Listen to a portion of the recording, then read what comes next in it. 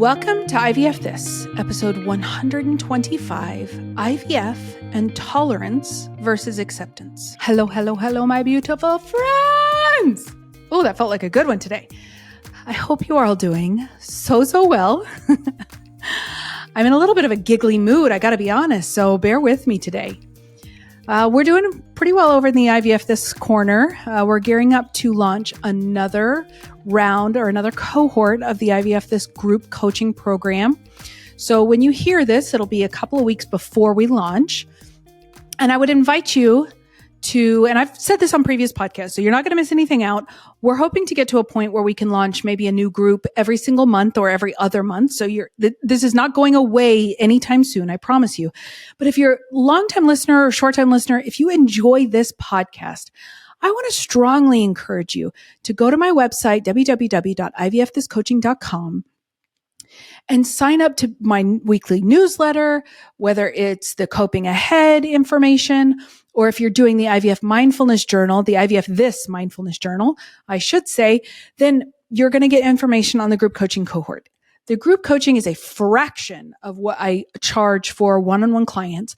Now, both are beautiful things, right? For one-on-one, you get very individualized conversations. We talk about really things that are really specific to you.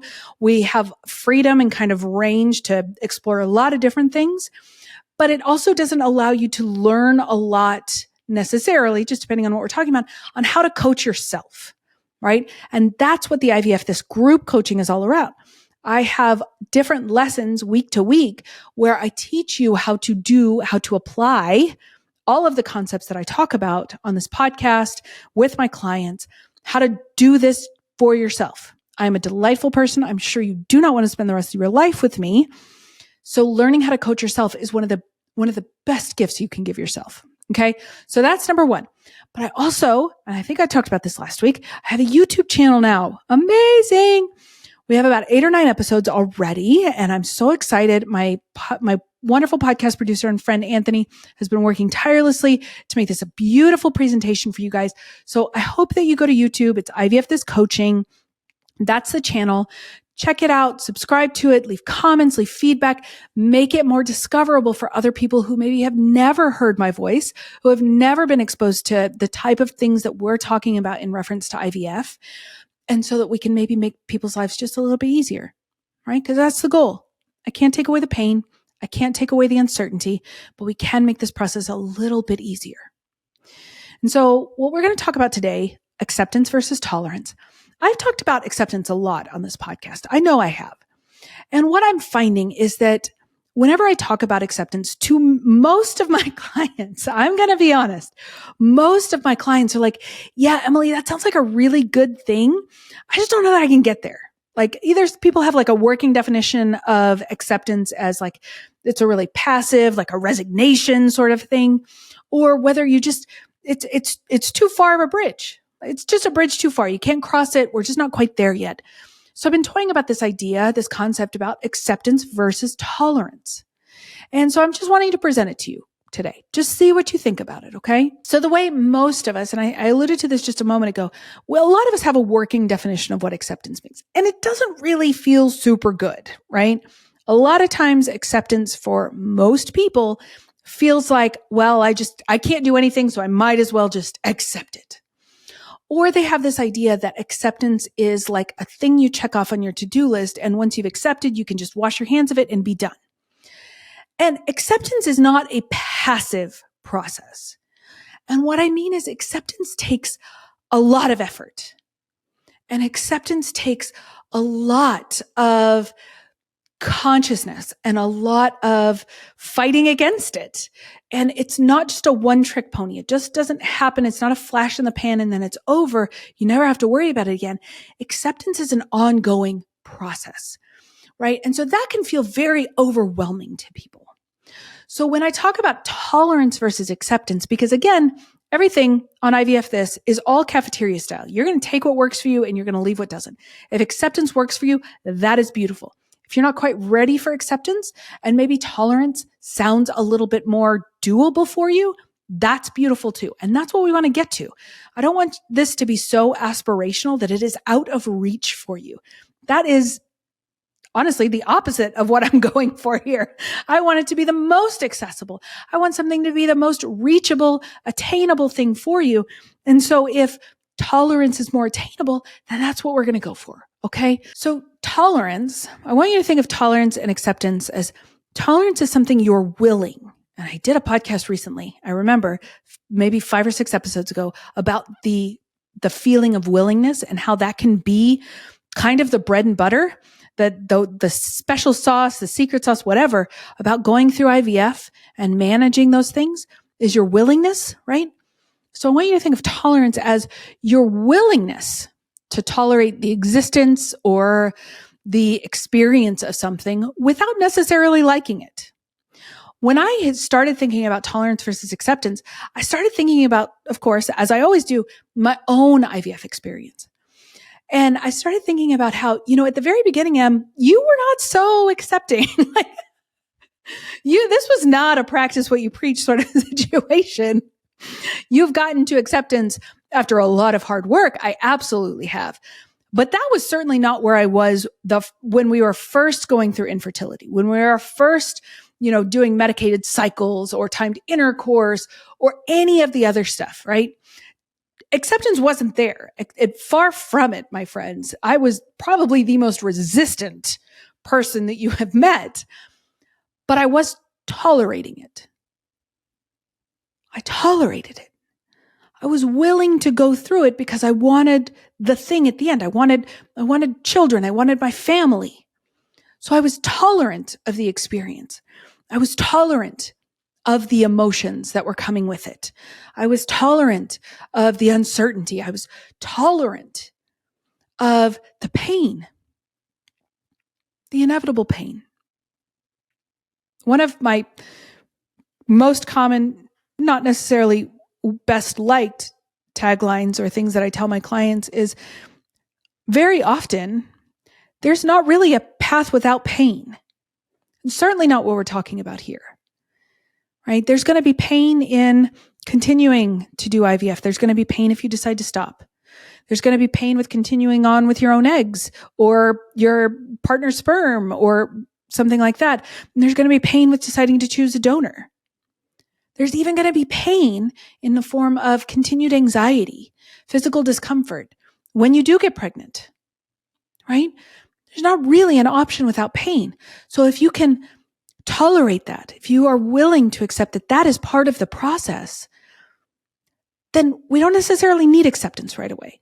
We've talked about tolerance. Now we're going to talk about acceptance. And acceptance as a word has multiple meanings, right? But what we're talking about is an individual's agreement with the situation, recognizing the process or condition without protesting it, without trying to change it.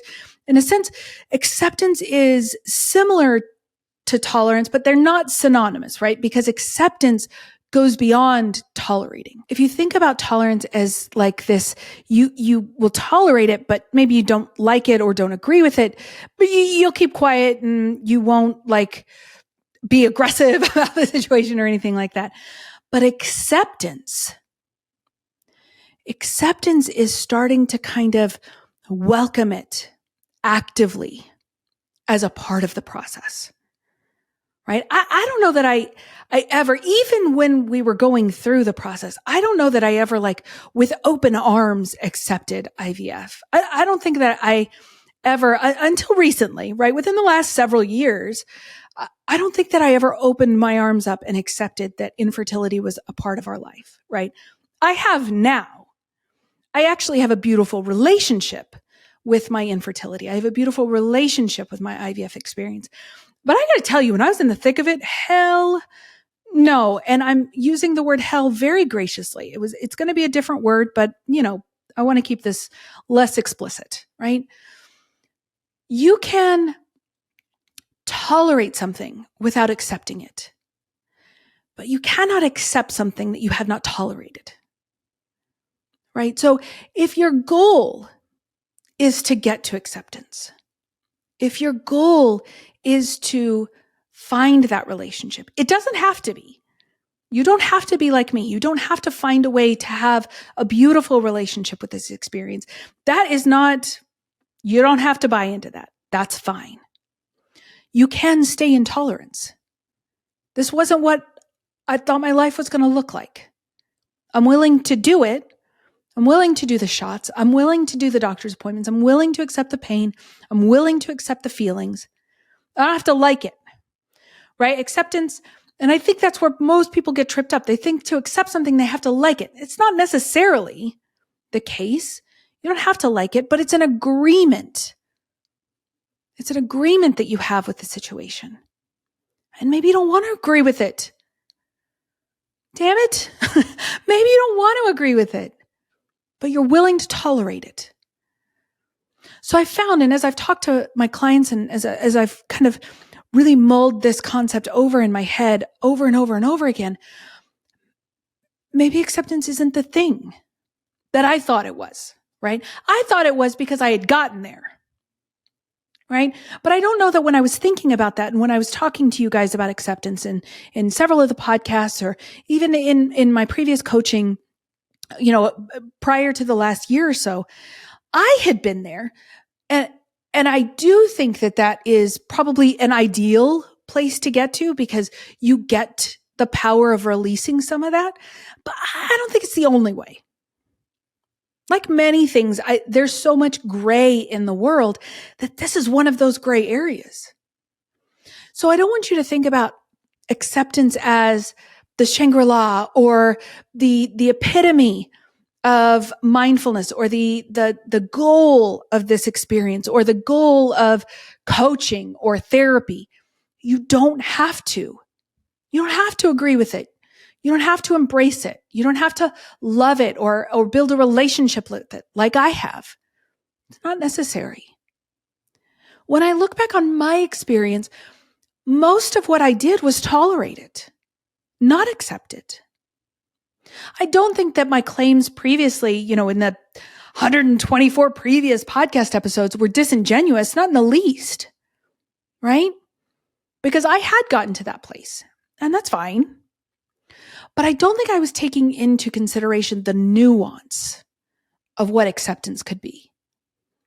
And that maybe for a lot of us, tolerance is more comfortable. Tolerance is more acceptable, right? I used to think about how I would kind of walk in, and I naturally have kind of a bubbly personality anyway. So I would go into my reproductive endocrinologist's office and I would greet the office staff and my medical assistant, Ricky. I still love her to death. My doctor, hey doc, how are you doing? We would exchange pleasantries, all that. But it wasn't like I was shooting rainbows out of my ass going there. Right? I wasn't thrilled that I would have to fight Austin traffic to go downtown, 3 or 4, however many mornings in a row leading up to like a retrieval or anything. I wasn't happy. I didn't embrace that. I was willing to do it, which is tolerance. But I didn't have like this beautiful relationship with it. I didn't agree with it. I didn't say, yes, this is exactly how my life has always meant to go. No, I did it. I tolerated it. I eventually got to acceptance, but that doesn't mean that you have to either. That doesn't mean you ever have to. But I think tolerance is the middle ground. Tolerance gives you the ability to go through this process without making it so hard on yourself. I talk about that all the time. How do we make this process easier on ourselves? How do we just make it incrementally, even if it's at 1% easier, 2% easier? That's the goal. And maybe that's more tolerance. Maybe I was wrong. It's been known to happen, although infrequently. Just kidding, it happens all the time. Maybe tolerance is the thing that's been missing. Putting a word to it, naming it as that, rather than acceptance, which, in terms of what we're experiencing and the pain that many of us have gone through, the losses, the mental, financial, emotional capital that we've spent in pursuit of this dream, acceptance might be so far, like light years away from us. So maybe that's not the goal, at least for right now. You always get to decide. You always get to decide how you show up and how you want to experience life and how you want to feel. You always get to decide that. But maybe acceptance is too far. Maybe tolerance feels more familiar. Tolerance feels more acceptable. It feels more comfortable. It doesn't feel, maybe you don't have the same working definition of tolerance that you have around acceptance. Maybe it doesn't feel so stigmatizing to tolerate something versus accepting it. I don't know. I don't know what your working definition is, but I think that might be somewhere easier to get to. Maybe you're already on the path of acceptance. So this isn't necessary. This isn't a necessary step for you. And that's okay. If tolerance is a necessary step for you, that's okay too. You're not missing anything because you're exactly where you need to be right now. And I think that that's the key to tolerance. In social work, I've been a social worker for, 18 years? Oh, don't even think about it, Emily. Don't put the numbers to it, Emily. I've been a social worker for a long time. And one of the basic core tenets of social work is you meet the client exactly where they are. Not where you think they should be, not where they think that they should be, anything like that. You meet them exactly where they are. And I wonder if that's another way to view tolerance. This is exactly where I am. And I'm not going back on what acceptance means and what it could mean. I think there's room for both. I think that both are a beautiful testament to yourself.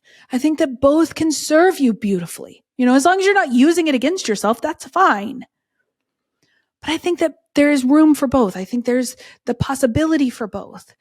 And one might just be closer to you than the other. So let me know what you think. I want to hear from you. What is the difference between tolerance and acceptance? What feels better? What feels more accessible? How do you want to experience this? Is acceptance beautiful? It has been for me. I have a different definition of acceptance than some people. Doesn't mean it couldn't be for you, but it also means you might never get there because of how you view acceptance, right? For 7-8 billion people in the world, 7-8 billion different definitions of what acceptance is. So maybe that's not applicable to you. Maybe tolerance is better. Tolerance is the place you can start with. Tolerance will allow you to access self-compassion, that this is where we are. I don't have to like it. I just have to be willing to accept it. That's what I just said. I'm going to take that out. I just have to be willing to do it until I'm not. Then that's always the key. If you get to a point where you're no longer willing to tolerate what's happening, that's okay. You're making that choice for you to take care of yourself. That is based in self-compassion and based in self-love. And that's the point of all of this. And that's the thing that I want you to find for yourself. Always. It's not going to look exactly like it looked for me or for anybody else. It's going to look like what it looks like for you. And that's just what we want to find. What's going to work for you. Okay. That's what I have for you this week, my friends. I hope you have a beautiful week and I'll talk to you soon. Bye-bye. Thank you for listening to this week's episode of IVF This. If you like what you've heard, click subscribe and follow to make sure you don't miss an episode. And if you want to learn more, head over to www.ivfthiscoaching.com to learn how to work together.